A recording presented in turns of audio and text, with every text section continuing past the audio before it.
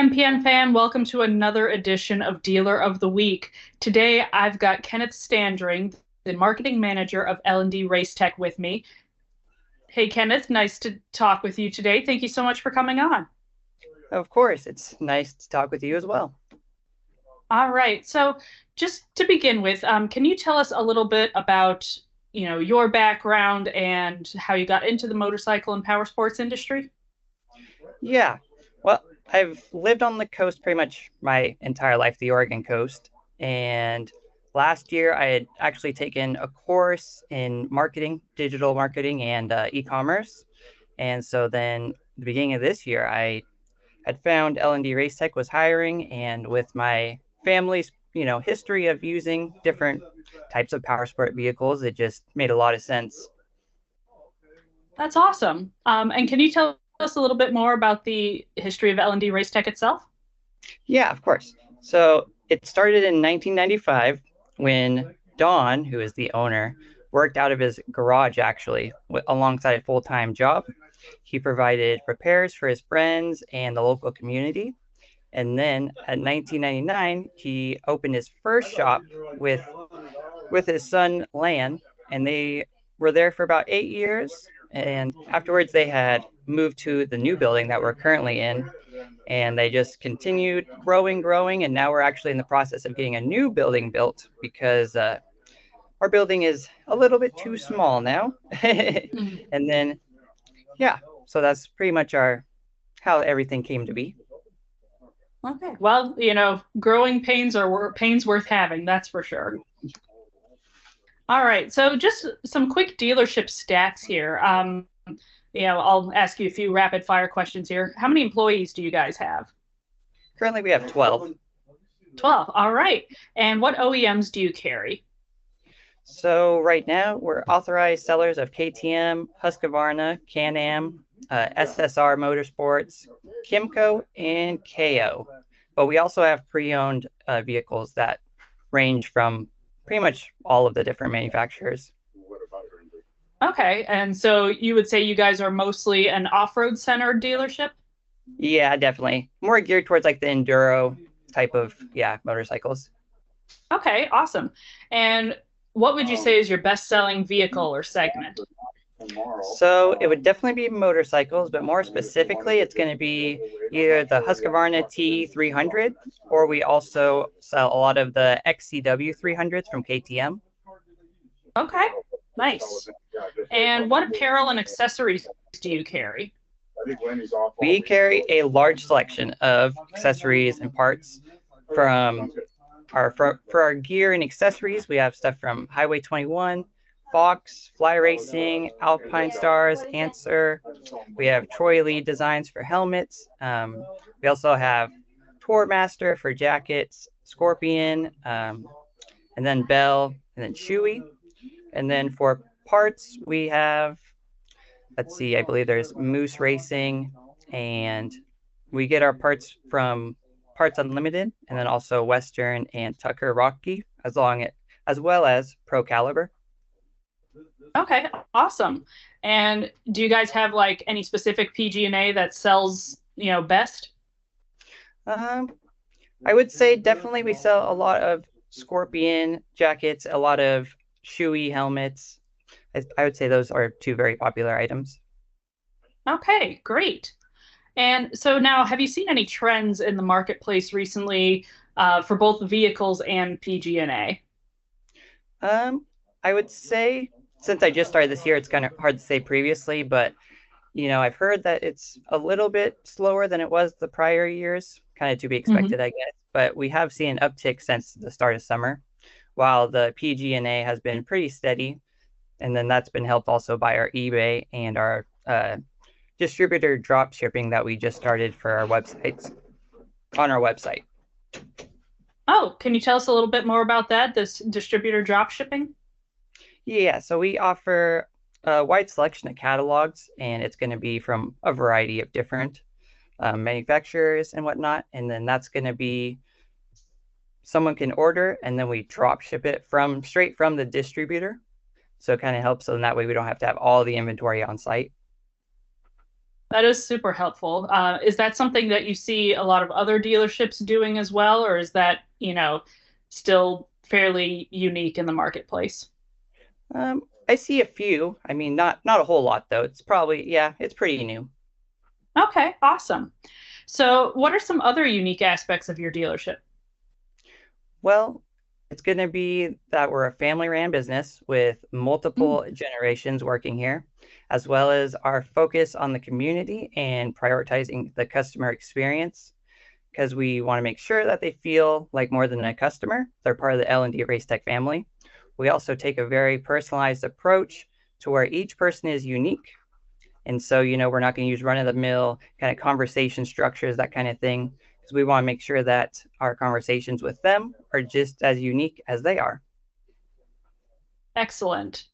Now, what would you say have been your biggest challenges recently, and how are you and your team kind of working to overcome them? Recently, our biggest challenge would be trying to grow our team. Employment's been kind of a tricky situation as it has been for a lot of different businesses, but we're working to overcome it just by offering or expanding where we're offering our job listings on different kind of websites, that thing, and then as well as increasing pay and benefits kind of thing. Okay. And is that kind of all around the company, or is that particularly, say, like the service department? I would say it's kind of been all throughout, yeah. Hmm. Okay.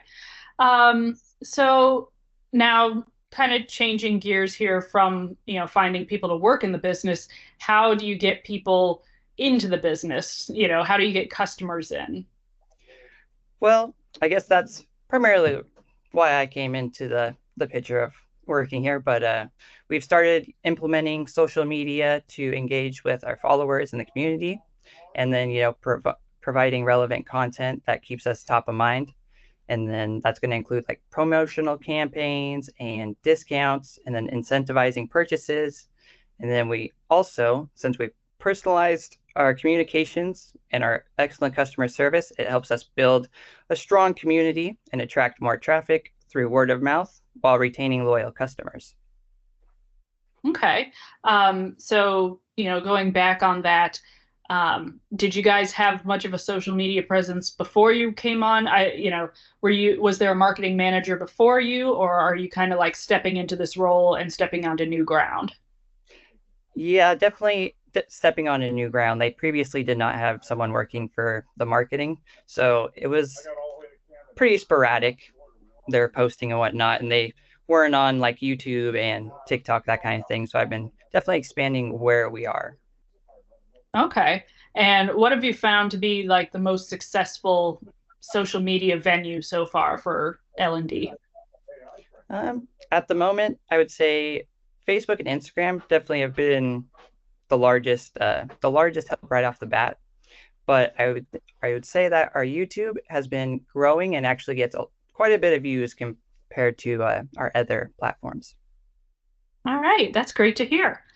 Now, so how much of the business would you say is reliant on the service department versus the sale of vehicles or PG&A?